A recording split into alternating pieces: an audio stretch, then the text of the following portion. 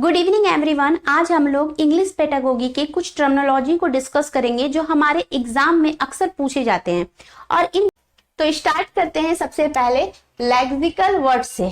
तो lexical word किसे कहते हैं? तो याद रखिएगा, लेक्सिकल वर्ड उस वर्ड को कहते हैं जिसका अपना एक माने हो, जो आपको डिक्शनरी में ढूंढने से मिल जाए।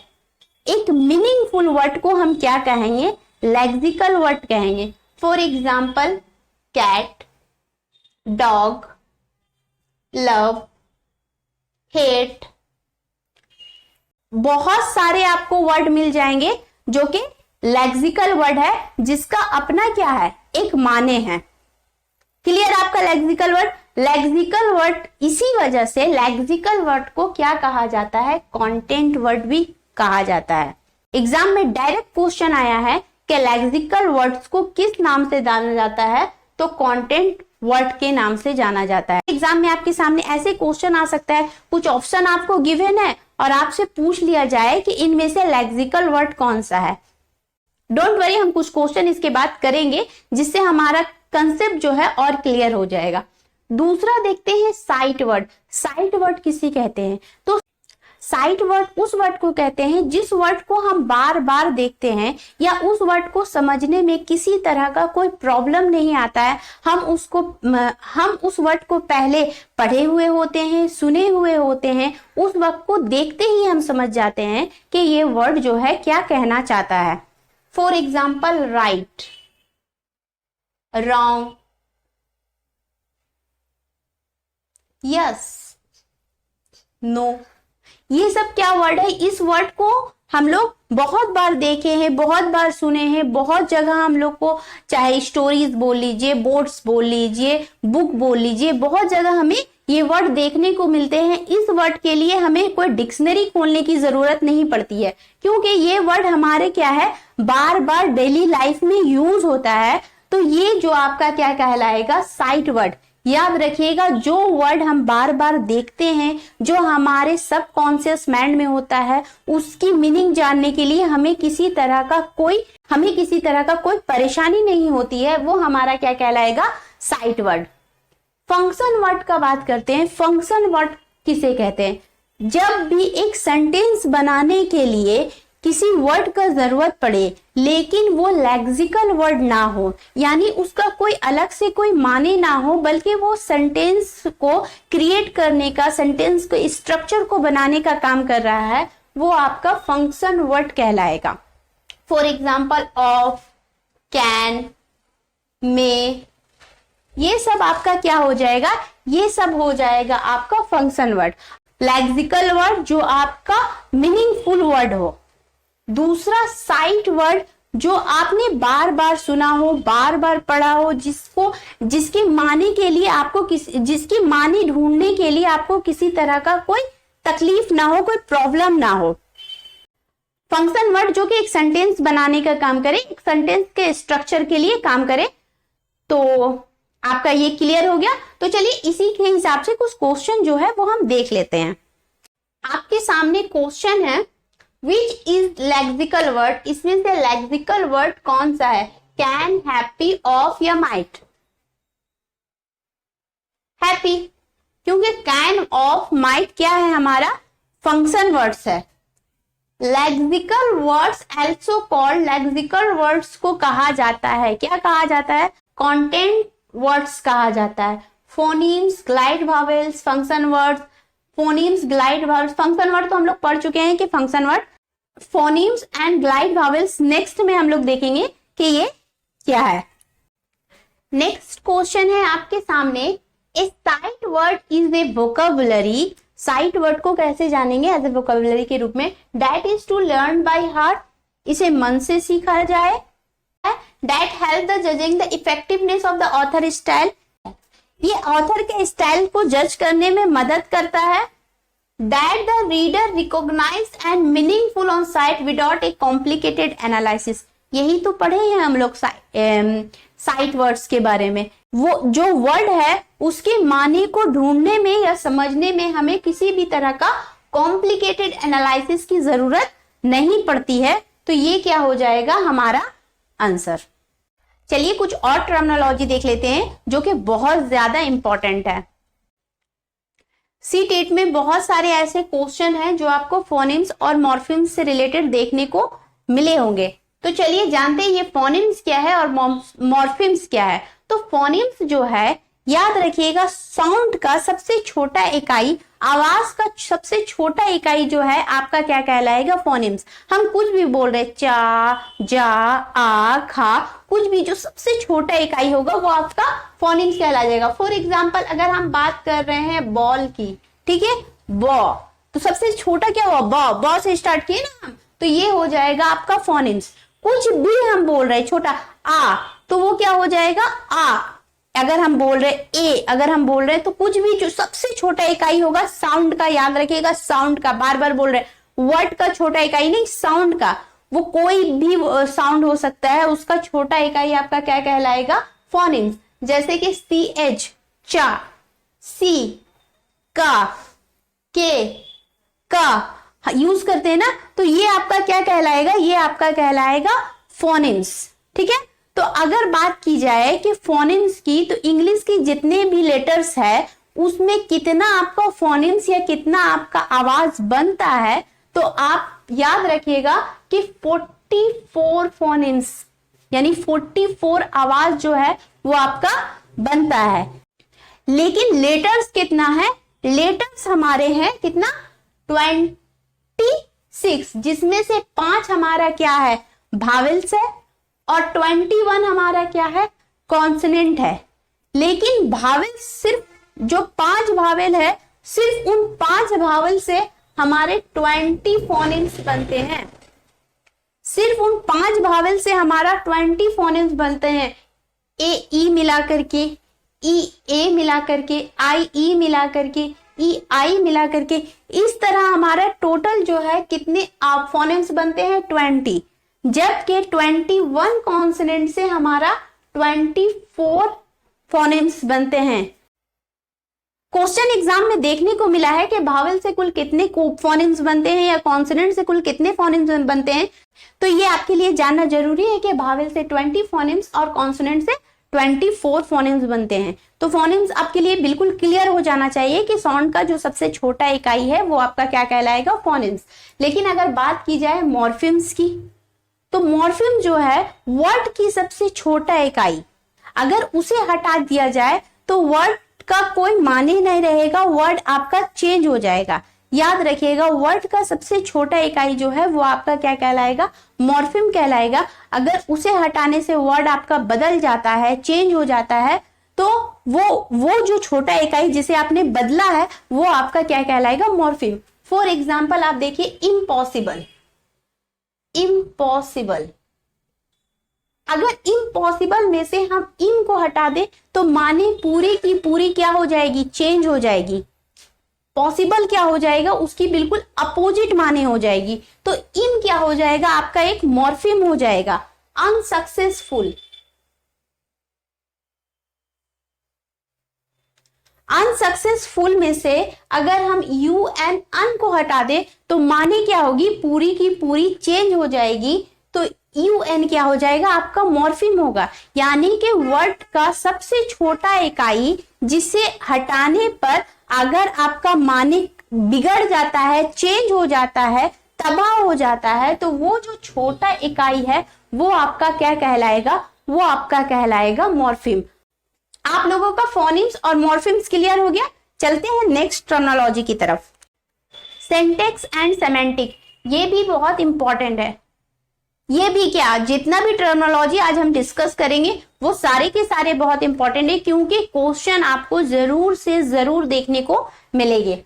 तो आप देखिए पहला जो है सिंटैक्स। सिंटैक्स किसे कहते हैं? तो कोई भी सेंटेंस अगर ग्रामेटिकल रूल से बना हुआ हो, ठीक है, तो वो आपका क्या कहलाएगा? सिंटैक्स। उस सिंटैक्स को माने से कोई लेना देना नहीं है कि उसका माने क्या निकल रहा है, उसे बस लेना देना है कि वो ग्रामेटिकल रूल से बना हुआ है या नहीं। फॉर एग्जाम्पल देख लीजिए,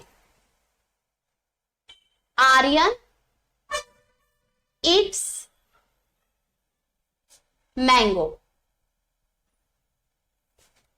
आर्यन आम खाता है, ठीक है, ये आपका क्या हो गया, ये हो गया आपका सब्जेक्ट, ये हो गया आपका वर्ब, ये हो गया आपका ऑब्जेक्ट। तो ये आपका क्या हो गया, सिंटेक्स हो गया।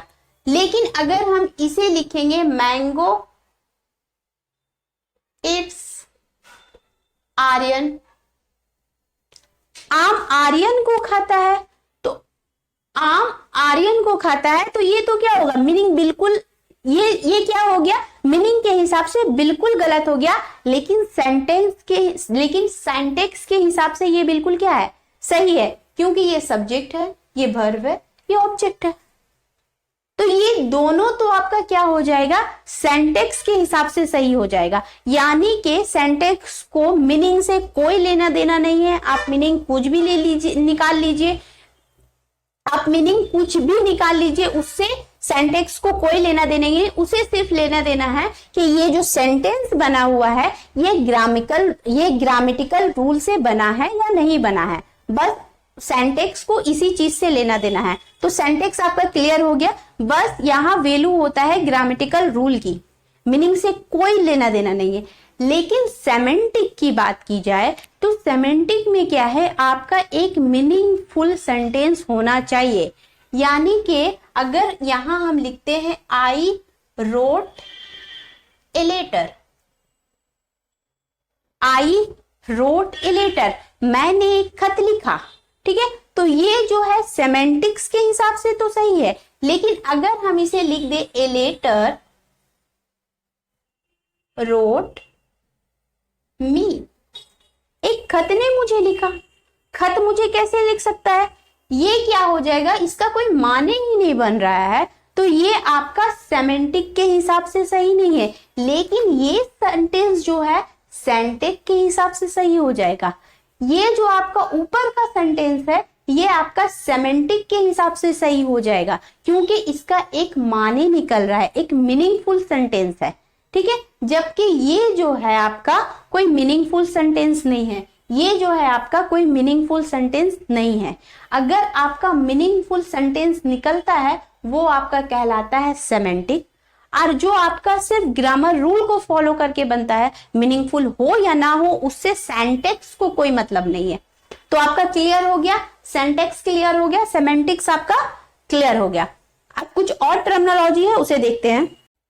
इंग्लिश पढ़ाते वक्त हम दो अप्रोचेस का इस्तेमाल करते हैं, एक है हमारा बॉटम अप अप्रोच, एक है हमारा टॉप डाउन अप्रोच, ठीक है। तो ये हम क्यों लिए हैं, क्योंकि हमने प्रीवियस ईयर क्वेश्चन का एनालिसिस किया है, तो इससे हमें 2-3 क्वेश्चन देखने को मिला है। तो बॉटम अप अप्रोच क्या है एंड टॉप डाउन अप्रोच क्या है, तो चलिए देखते हैं। बॉटम अप अप्रोच की बात की जाए तो पहले हम बच्चों को क्या सिखाएंगे, लेटर्स सिखाएंगे ABCD, उसके बाद पहले क्या बताते हैं, लेटर्स बताते हैं, उसके बाद हम बच्चों को क्या बताएंगे, उस लेटर्स को जोड़ जोड़ करके बच्चा वर्ड बनाने के लिए सीखेगा, ANT एट, BAT बैट, उसके बाद क्या बनाने के लिए सीखेगा, वर्ड। उस वर्ड को जोड़ जोड़ के बच्चा क्या सीखेगा, सेंटेंस बनाने के लिए सीखेगा।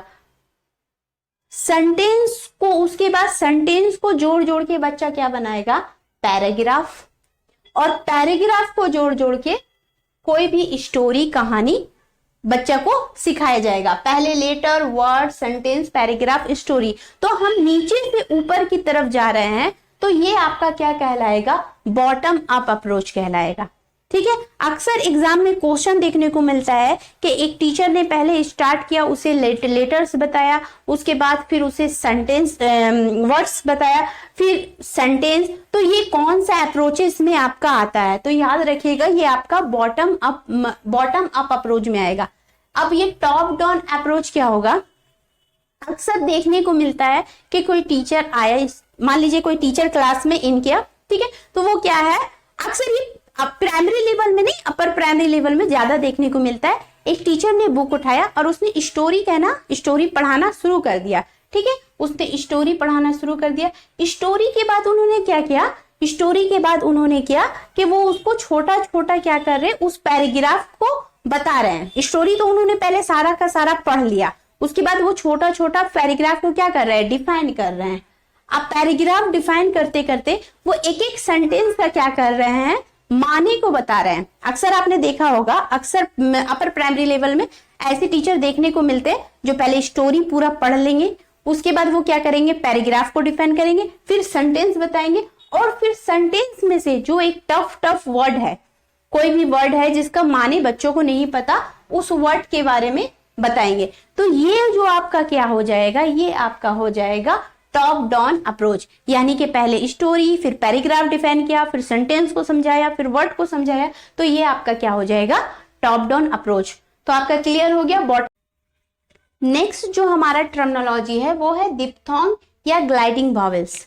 ठीक है, डिप्थोंग्स किसे कहते हैं या ग्लाइडिंग वावेल्स किसे कहते हैं? डिप्थोंग्स का ही आपका दूसरा नाम है ग्लाइडिंग वावेल्स। अब क्यों है वो आपको जब हम इसे डिफाइन करेंगे आपको खुद समझ में आ जाएगा। तो याद रखिएगा, एक ऐसा वर्ड जिससे आपको डबल वावेल्स की आवाज आए, डबल्स वावेल की आवाज आए, वो आपका क्या कहलाएगा, वो आपका कहलाएगा डिप्थोंग। फॉर एग्जाम्पल आई, तो उसमें क्या हो रहा है, हमारा डबल्स वावेल्स का आवाज आ रहा है, तो वो आपका क्या हो जाएगा, वाई एक वावेल्स नहीं है लेकिन आवाज क्या हो रहा है कि डबल्स वावेल्स का आ रहा है। ठीक है, तो ऐसा भी हो सकता है आपका कि वो डबल्स भावेल ना निकाल, वो ऐसा भी हो सकता है आपका कि वो डबल्स भावेल्स लिखा हुआ ना हो लेकिन आवाज क्या हो, डबल्स भावेल का हो, तो वो आपका डिप्थोंग्स होता है। लेकिन कुछ कुछ वर्ड ऐसे भी है जिसमें आपका डबल्स भावेल्स लिखा हुआ हो और उसके आवाज भी डबल्स आते हैं। फॉर एग्जाम्पल ऑयल, ठीक है, ओई, तो ऑयल जो हमारा निकल रहा है उसमें भी हमारा क्या आ रहा है, डबल्स भावेल का आवाज आ रहा है, तो वो आपको क्या कहलाएगा, डिप्थोंग। यही वजह है कि डिप्थोंग को क्या कहा जाता है, ग्लाइडिंग भावेल्स कहा जाता है, क्योंकि आवाज जो है हमारा डबल्स भावेल्स का आता है। चलिए, डबल्स भावेल का आवाज तो आता है उसे डिप्थोंग कहते हैं, सिंगल भावेल्स का आवाज जो आता है उसे क्या कहते हैं? 5 मिनट नहीं, 10 सेकंड का टाइम देते हैं, बताइए।